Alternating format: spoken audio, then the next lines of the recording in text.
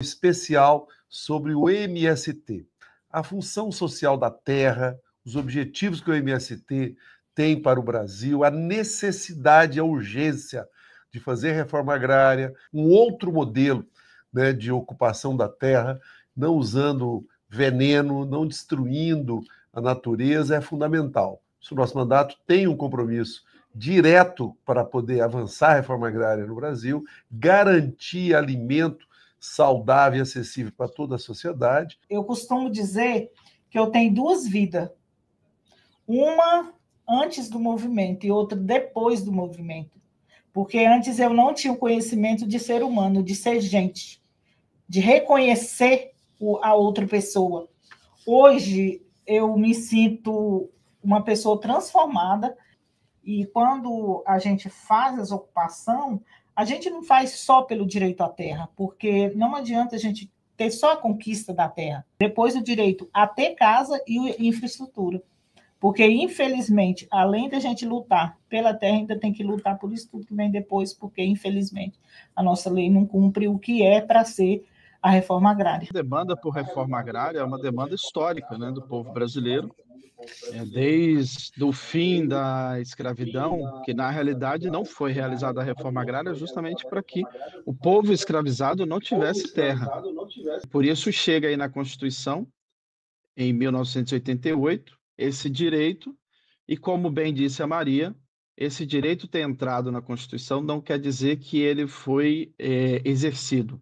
Então, o movimento continuou com seu sentido, porque, por questões legais, nós temos o direito de cobrar do Estado brasileiro, via as ocupações, via as marchas, via as manifestações, que essa reforma agrária aconteça. Geograficamente, a China, aqui onde eu estou, né, tem toda a cordilheira do Himalaia, então você imagina, as maiores montanhas do mundo estão aqui, depois você tem toda uma região de deserto, e são apenas 120 milhões de hectares agricultáveis na China.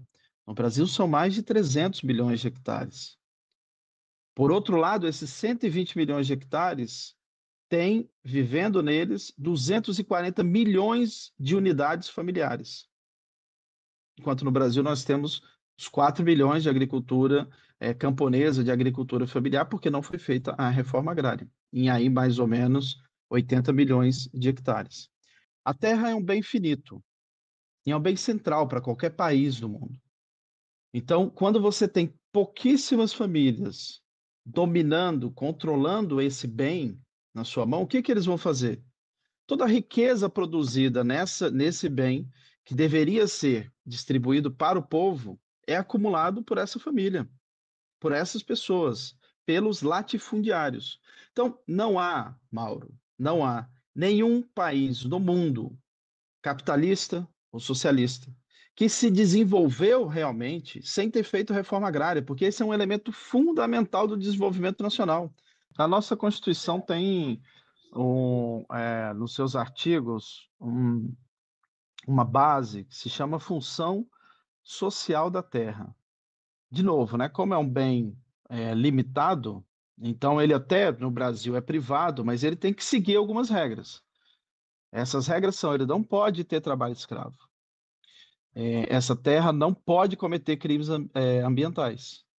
Não é possível que se tenha terra que não esteja produzindo alimento. Então, mesmo o latifúndio que produz exclusivamente commodity para exportar e não produz nada de alimento, ele não está respondendo aos interesses, às necessidades do povo brasileiro. Nós temos um crime histórico no Brasil, que é a ausência de máquinas para a nossa agricultura camponesa. A taxa de mecanização da agricultura camponesa do Brasil é 11,5%.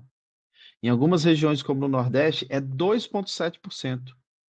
Ou seja, todo o orgulho que nós temos de que somos nós que produzimos 70% do alimento brasileiro, ele é feito com tecnologias ainda atrasadas.